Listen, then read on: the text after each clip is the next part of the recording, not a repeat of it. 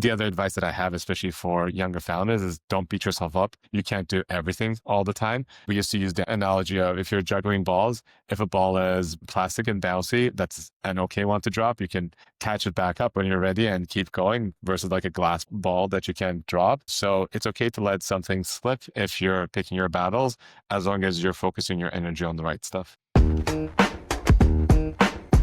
Welcome to the CTRL ALT GAB podcast, where we sit down with tech founders to break down how they scale, pivot, and grow. I'm your host, Gabrielle Walthers. Let's dive in.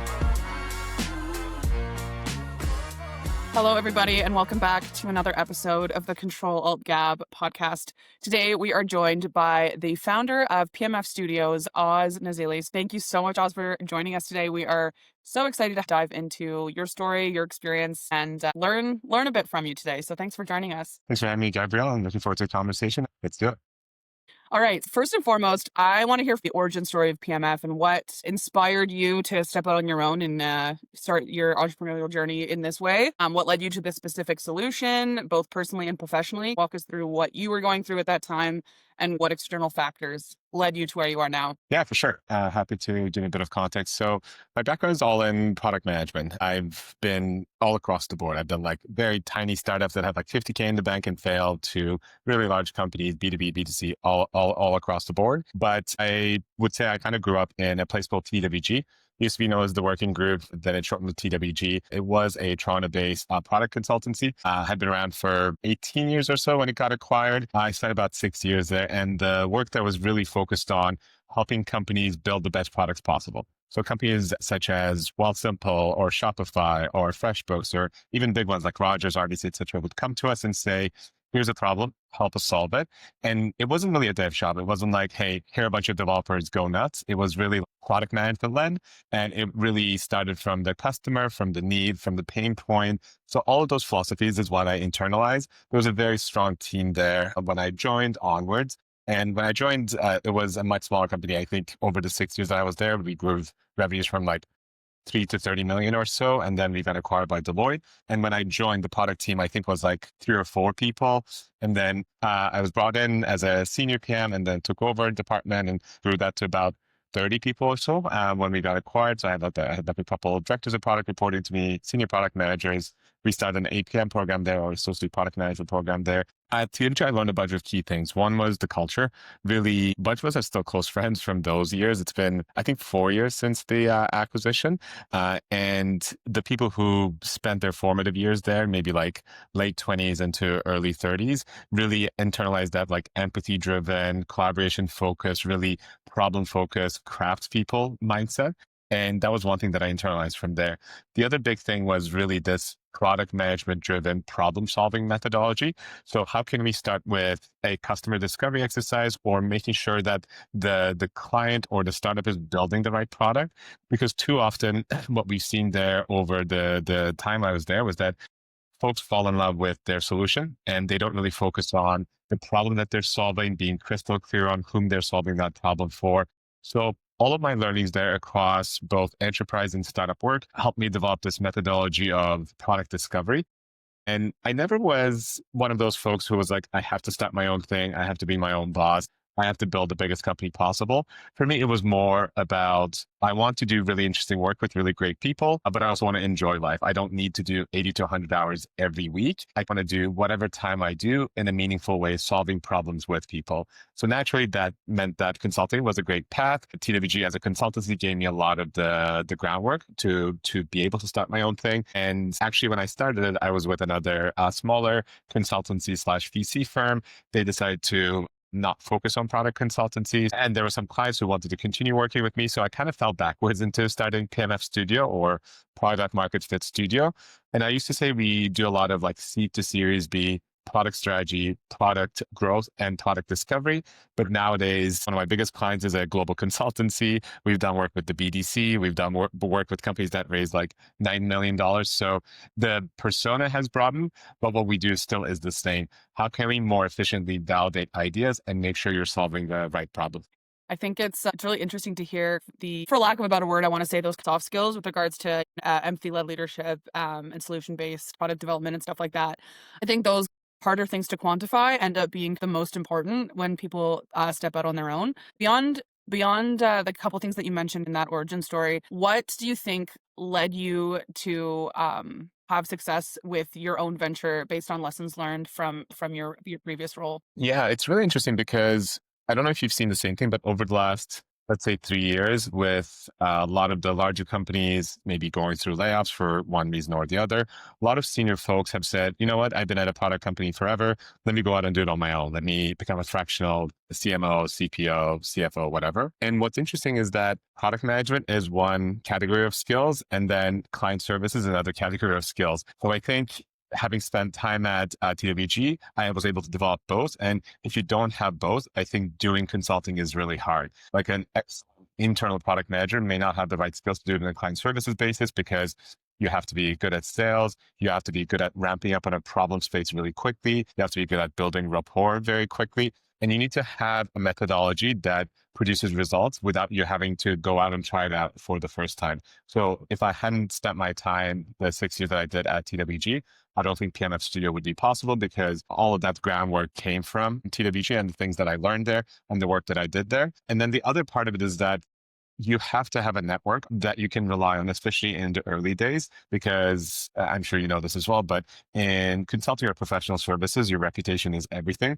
And if you don't have things you can point to and say, here's the success that I had, or here are things that I've done, or here's why you should work with me versus the other people, those are the kind of things that are secret sauce of building a successful consultancy. And then the final thing is going as lean as possible. I think this is true across the board now. The world of zero interest rates are just gone most likely forever, at least in our career life cycles. And the expectation now is to be efficient with capital. Well, except if you're an AI, which is a whole different ballgame. But for most startups, it's about capital efficiency and returns.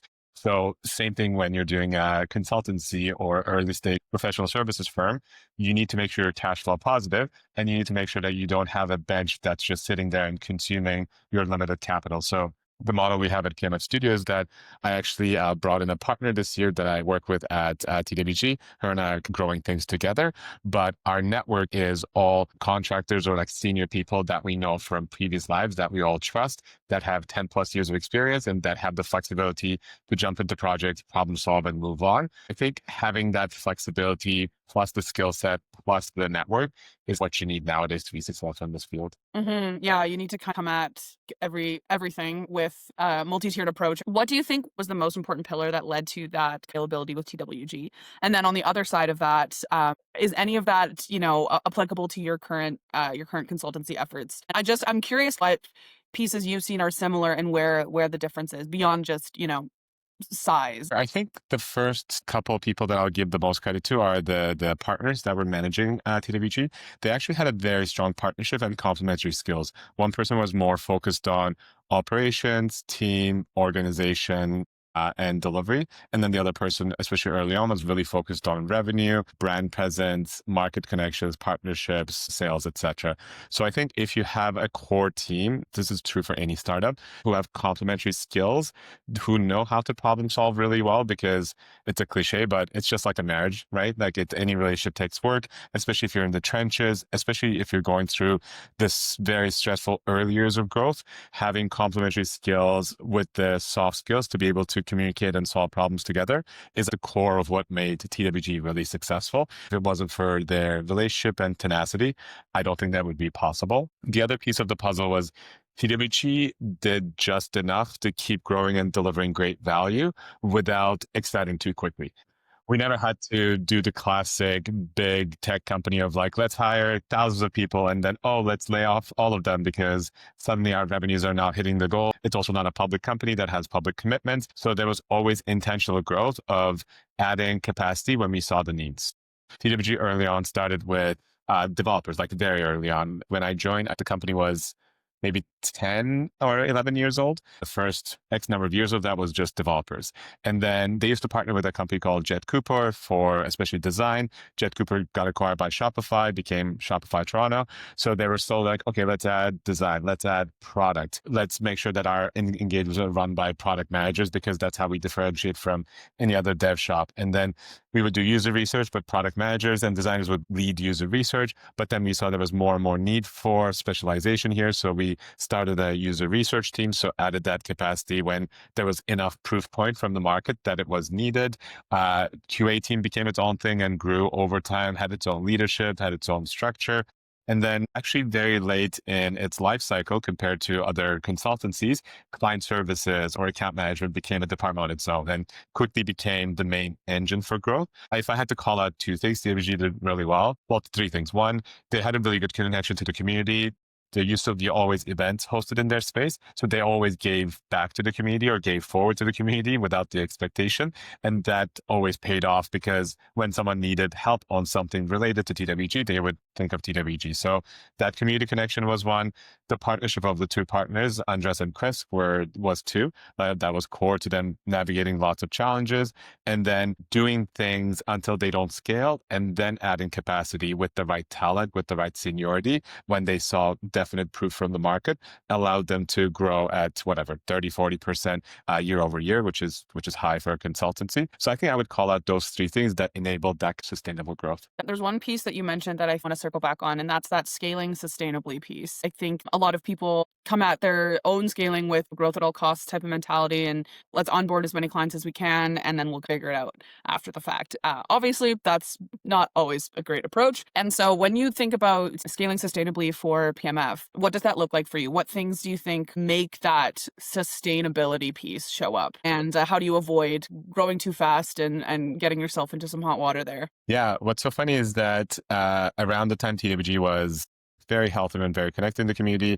two other consultancies got started later on and took different trajectories. One of the other well-known ones, Tribal Scale, kind of went with, okay, we have a very strong sales engine. Let's go sell as much as possible. I think they got up to like 300 people or so at some point very quickly. Like their growth curve was much higher than ours. And then when things didn't line up, when their delivery engine couldn't keep up or when their internal systems were not what they should be, they actually kind of collapsed inwards and they unfortunately had to lay off a bunch of people. I'm actually not sure if they declared bankruptcy or not, but very strong people there. And as they were growing, they pulled in a lot of talent. So it's just kind of different philosophies. Even I grew up within TWG and more of the slow and steady wins the race mindset. And that's kind of what we're doing at PMF Studio as well. One of the core things for me is, and I saw this at another firm as well, payroll is very stressful early on.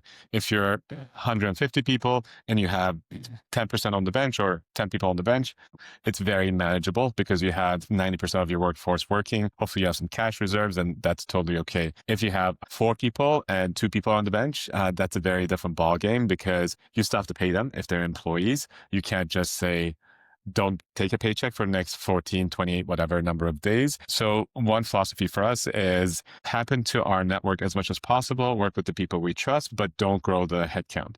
For me, actually, one of my friends is an inspiration for me. They had a similar product consultancy that was about 300 people.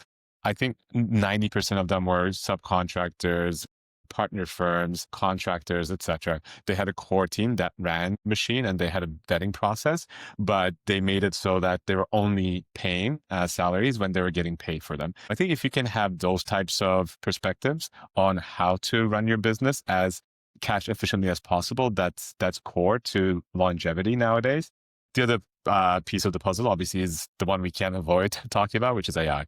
I think if we were starting TWG today, it would be a very different ball game. As a side note, I think the talent world is going to an interesting place because the junior end of the scale is being really squeezed by AI. The unemployment rate for new grads is at all-time highs, which means that there's going to be a talent crunch for mid-level or senior level talent down the road. So that's a complex problem.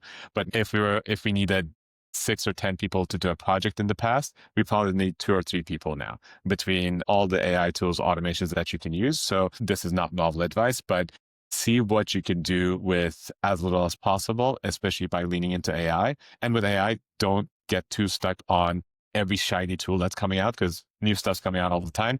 Take one or two core tools and get the most out of them. And if you run into a limitation, then you'll deal with it.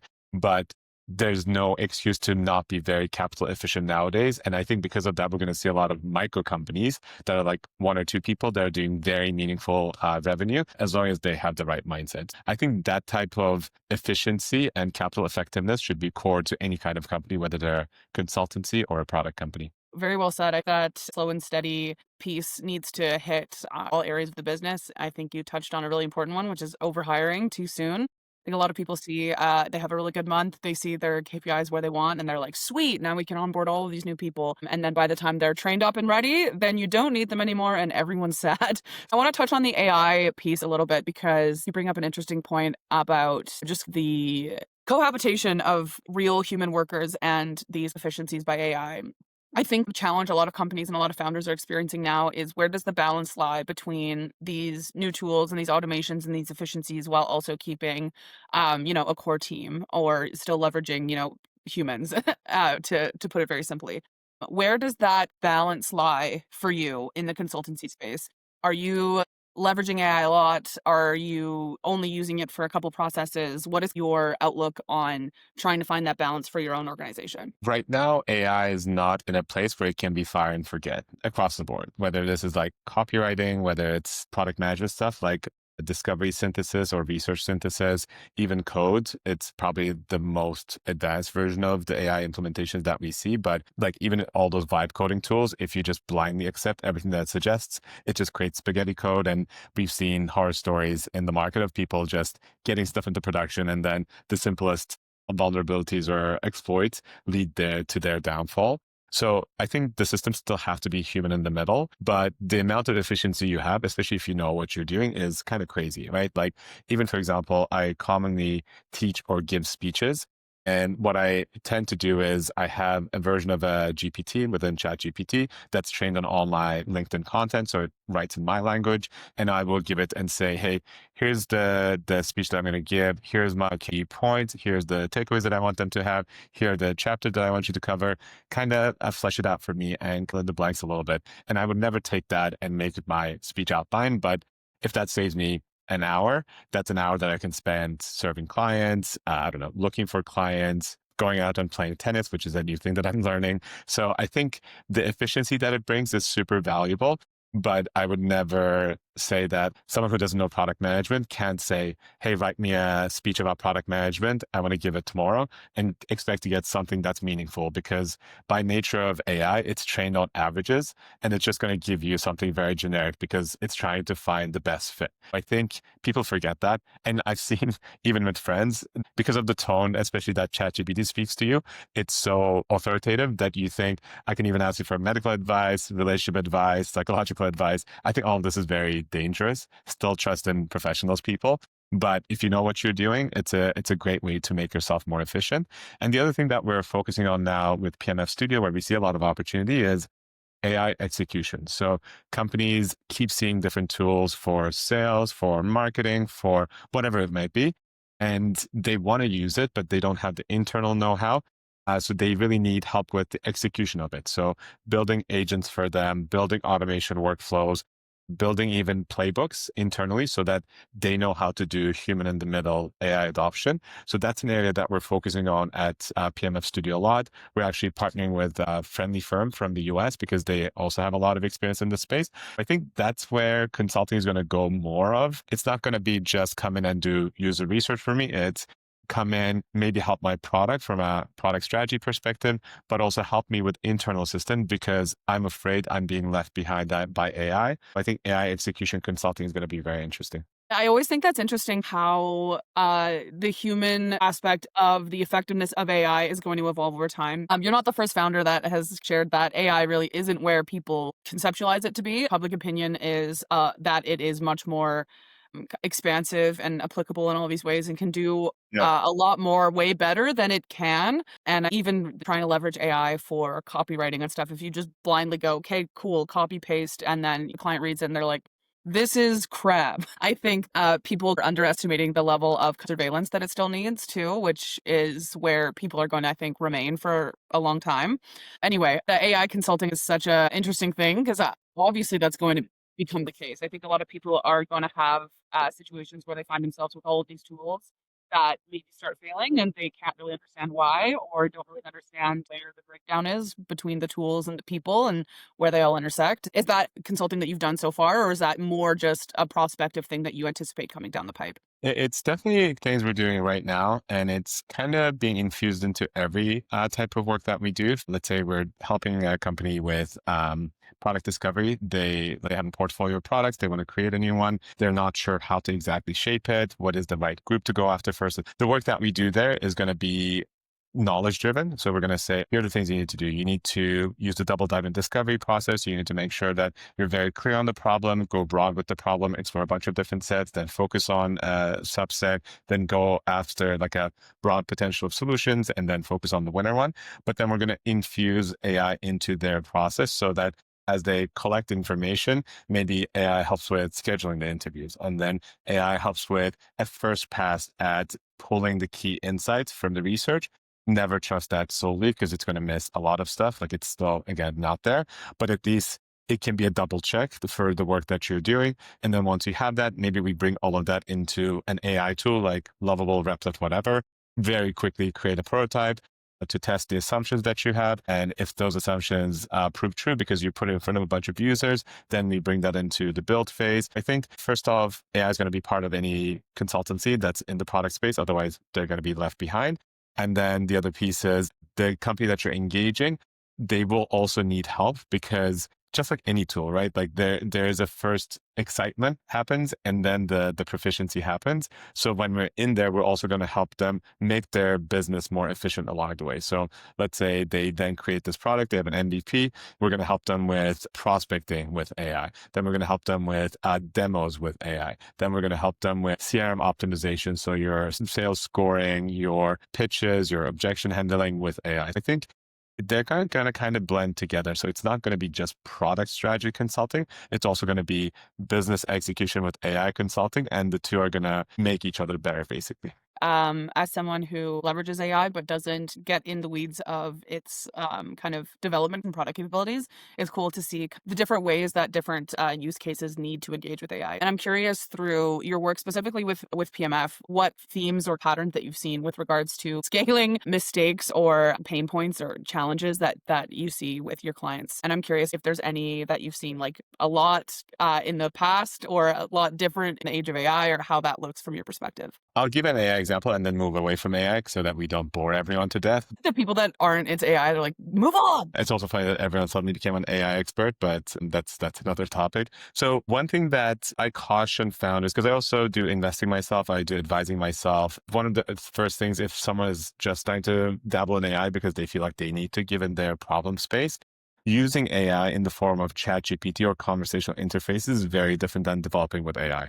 There's really good content out there. Especially on evals. So like making sure that you can test and learn, or as you build, let's say you're building a tool for better interviewing and you have an AI agent in there and there's a core prompt that the AI agent comes with, and you want to always have the right tool tips that come to you to ask the right questions to a user. So there's an AI engine running there that consumes information and feeds you information. There's a bit of a black box aspect to it. So you need to have what are called evals to make sure that when you give the instructions, you're getting as reliable a result as possible. So the process of iterating on that AI black box is very different than using AI to say, write me some copy. So the first thing that I encourage founders who are new to AI is to go out and learn about this process, especially if you have a technical background. It's really not complicated. I actually come more from the business side. Even for me, dabbling in it, you can learn enough to work with engineers to be effective at it. So that's one thing. Don't think that just because you've used ChatGPT, you can build effectively with AI. There's a bit of a art and a black magic to it. In terms of scaling mistakes, a very common one is, and I've been in product management 15 years now, it's still the same. People think of themselves as the customer, as their own customer. I think it's good to build in a space that you're excited about, but you're a user base of one. And you could be a very outlier-like user for your problem space. So just because you are excited about it, you should be excited about your product, obviously, but that's not enough data to say, I'm going to double down on it. And don't ask your mother, don't ask your brother, don't ask your partner. Have a hypothesis on who you're solving this problem for and go have 10 conversations with that persona.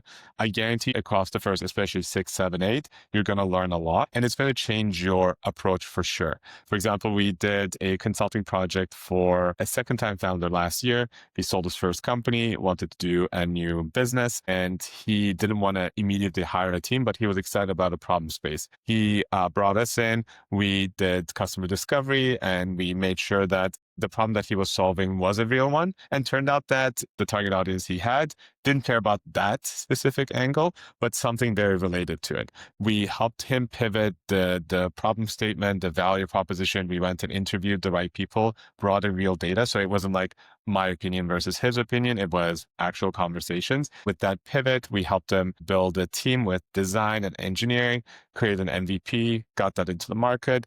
To his credit, he's a very quick, iterating, driven entrepreneur. With that intel and with the hustle, he created something that the market wanted. And just last month or the month before, he raised $1 million for that project now. So that's like an early stage example, but that idea of being crystal clear on what you're solving and for whom is key across the board. We actually did a project for a Canadian payroll provider, and they were like, here's what we're going to do, and we're going to definitely do it. We just need to know how to do it. We again did a very deep customer discovery exercise and saw that if they did it that way, they were going to risk their core customer base because they've been in business for, I don't know, 15 years or so. They just wanted to add to their portfolio of products, and we helped them pivot their thinking a bit, explore different angles that were more exciting for the market. With this last year, and they're still following that research as they go through and think about their market strategies. I think other than overhiring, a big problem is people falling in love with their own solution or thinking that they have all the answers. They don't need to do customer research. Customers are stupid anyway. We just need to tell them what they want. Like that kind of attitude I see everywhere. And we try and, that's kind of my crusade, like trying to get people to talk to customers more and have continuous discovery habits, as Teresa Torres is a great thinker in this space that I recommend the writing of all the time. I think those are the two big things that prevent companies from scaling because they get too comfortable thinking that they know everything and they don't tap into the collective wisdom of their customers. Mm-hmm. Yeah, you're pointing at something really interesting, and that's like as things get more complicated, they get so much more simple. Because as you were explaining at the beginning of your story there, I was like, yeah, primary research. That's like the most basic start for trying to learn about or discover anything. And it's interesting, the tools that lead to these simplifications are complex, but what the outcome that they have is more simple. As things change, things become more the same. It's just very interesting to see the cyclical nature of all of these processes and the life cycle of technology. And it always comes back to the most basic starting point, like figure out what's happening. Do research, ask people things. Because until you do that, you're not going to be able to actually take on any of the succeeding activities because you're not going to have any information. For sure. It's actually more so true now than ever because with AI, funnily enough, throughout my career, being an engineer was a safe place. Like if you're a computer science background, software developer, you were always in demand. If you're like average at your job, you had job security forever. Because AI has gotten so good on the development side of things, the bottom end of the engineers are getting squeezed. Obviously, the best engineers are like 200x effective now, so they will always be in demand. But because the execution part has become more commoditized, where you need to differentiate is knowing your market and knowing what problems to solve and for whom and how far to build before you go to market. So all of the things that product managers focus on are the things that you need to be good at nowadays to differentiate yourself, because building or execution is the commoditized part. Having the right taste and solving the right problem or picking the right problem are where you need to differentiate, which is where we harp on primary research a lot. Yeah, it's interesting to see how everything's going in the space. I think a lot of people were surprised at the beginning, and now I think everyone's like, "Oh yeah, no, this is just like a pattern. This is kind of following the same footsteps as like the internet, and any of those kind of big pivotal times." It's very clear what you've been doing well and what you've been able to apply to PMF in a successful way. But I'm curious where your growing pains have been so far, and what you've done to deal with those challenges. What sticks with you, where you're like, you know what, this has been a pain point for me for a while, and this is something that we still are implementing strategies to overcome. What comes to mind right away is consulting is really fun if you can match your sales pipeline to your people pipeline. Like you would be happy forever, make lots of money, and be comfortable and at peace if you magically could say, my sales pipeline is predictable. It always comes at X rate. And I have this pipeline of good people that I can pull in. I'm marrying the two and it's a well-oiled machine. It never works like that. The biggest problem for consulting is work is unpredictable, especially with the world as it is right now, the geopolitics, with the tariffs and all the stuff that we know about. Companies are hesitant to make big bets. Companies are hesitant to make big investments. Interest rates are higher, so every investment is costlier. The uncertainty on the sales pipeline, I think, is the hardest part for consulting. And the other problem is, especially with AI, a lot of people have popped up as like, me too. I'm a consultant too. I'm an expert too. If you throw enough keywords into ChatGPT, it writes you a half decent LinkedIn post. And if the average buyer is not experienced enough, everything starts to look the same. There's a bit of analysis paralysis. I think the hardest part for PMF Studio is not the talent part. Luckily enough, we have people that we can pull in who are great, but the sales pipeline is not a linear graph. What we're doing there is to go back to basics, like being present in community, helping people out, making sure that folks that know us and trust us know what we're up to. Content is always valuable. Honestly, it not only has your name out there and keeps you top of mind, but it establishes credibility. So frankly, I'm not going to say that we've solved the pipeline challenge because we're still working on it. And I think the challenge with being a consultancy versus a product company is that you always go to zero. Like anytime you're not working, you're not making money. Whereas hopefully with a SaaS product, you have recurring revenue that kind of keeps the lights on and you're not starting from scratch every year. I think that is the main challenge. We both have lots of experience in the space. So we have certain plays that we're going through to make sure that the right bets are being made to build the sales pipeline. But if I had a magic one, which is a question I love asking when I interview product managers, that's the one thing I would say, like a reliable, consistent pipeline that I can plan for.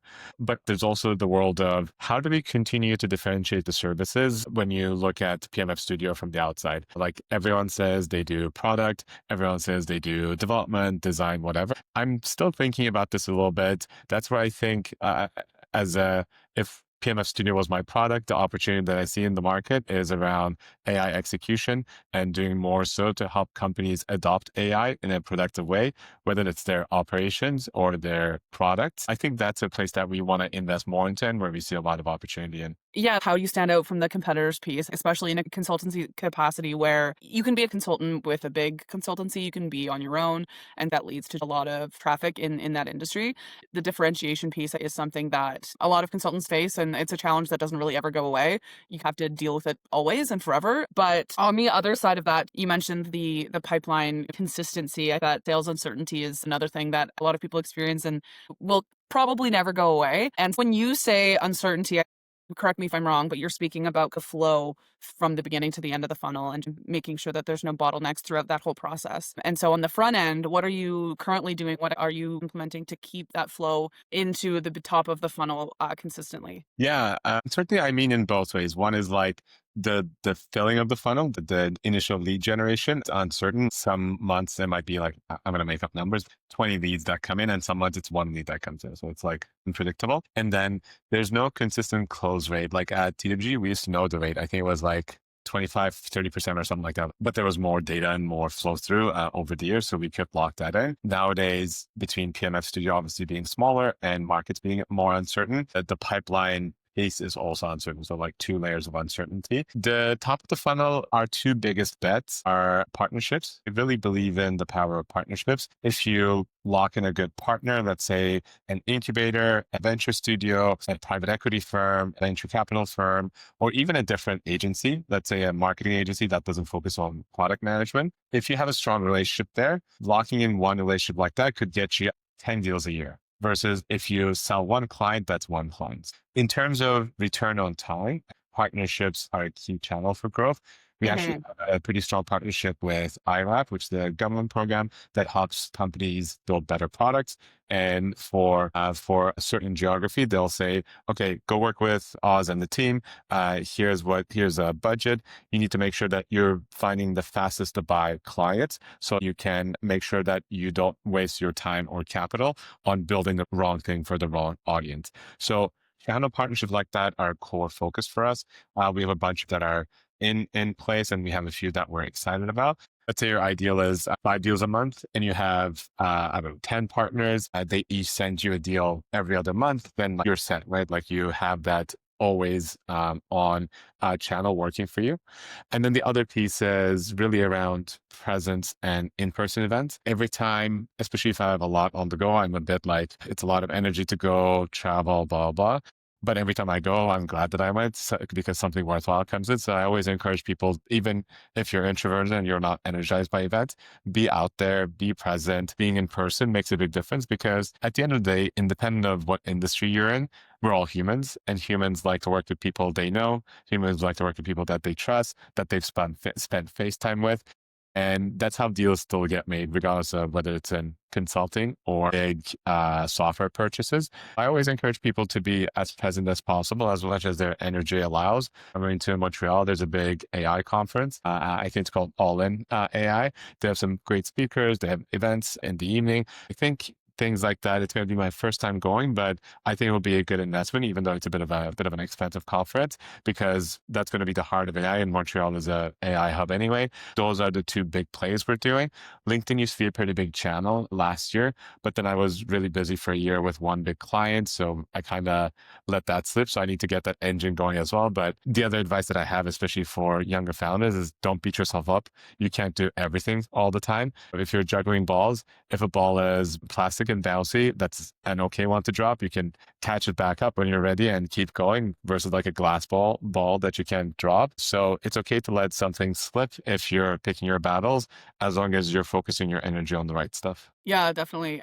That's a great analogy. I'm gonna use that. It's unrealistic to assume that nothing's ever gonna fall off because we are simply people and we have limited capacity. The importance of picking the right ball to drop, which is a tough thing to say. But yeah, I think the piece about partnerships, this ties into something you mentioned earlier about the popping up of these micro companies that are very niche down, have a very specific offering, very small teams. I think partnerships are really the way of the future. And if we're not able to leverage each other and lean on our network and have these symbiotic relationships, then, we're not going to see as many people succeed. And also, what a strategic way to avoid that bloated hiring that is going to, lead to problems if you aren't able to have that sustainable growth. Yeah, it's really cool for me to see how all of these pieces interconnect in your mind and in your experience. So thank you for leading us through that today. And we're coming up on the end here, but I do want you to have a time to share your biggest takeaway from your experience and a piece of advice that you could share with other founders, whether it be in a consultancy space or just, founders in the startup phase of their tech offering. Anything that you've learned that you wish someone would have told you in your early days?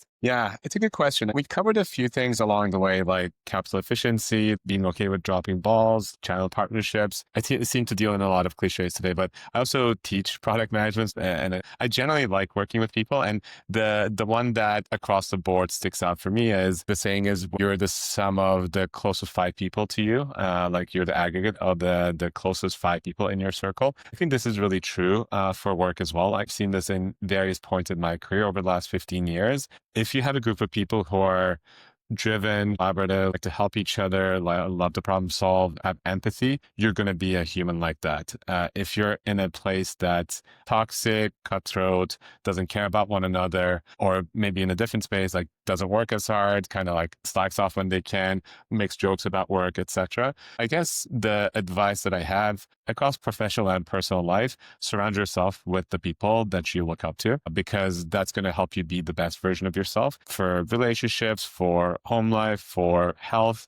For all of these things, we tend to gravitate to the median or the norm of the group that we hang out with. That's why our parents, I guess, used to worry about us hanging out with the bad kids when we were children, but it's equally true in professional life. It's also okay, by the way, to not want this, not have to make work, just like I said in the beginning, everything that you're all about. Sometimes also you'll go through cycles, you'll have a family life, you'll have health stuff to deal with, relationship stuff to deal with. So all of that's okay. But if you're in a career-driven part of your life, if you pick people who are also driven and who you can take inspiration from, or work together, maybe even just in the same room if we're working on different things, or solve problems together, maybe even go complain about stuff together on a Friday afternoon after work. So really pick the right people for yourself and you'll be the best version of yourself. What a beautiful way to end off. That's such an important piece, especially in the age of increased automation and reliance on technology. Every space I can prioritize the importance of human connection and community, I think is great. So thank you for leaving us off on that. And for the folks at home watching, thank you so much for tuning in. Be sure to check out PMF Studios, reach out to Oz on LinkedIn or via email, follow along the show, Freshly Pressed, follow us on YouTube, follow all of us here on social media and LinkedIn, and reach out with any questions. It was so great to have you today, Oz. Thank you so much for joining us and sharing your story. It was such a great opportunity for me to learn from you, and I'm sure the folks at home feel the same way. Thanks so much for giving me the platform, Gabrielle. For anyone, pmfstudio.com or LinkedIn or Oz at pmfstudio.com. And I'd love to hear from you and chat. And thanks again for having me. Thanks, guys. Catch you next time. Thank you for listening to the Control Alt Gab podcast. Be sure to like, share, and subscribe. And I'll see you on the next one.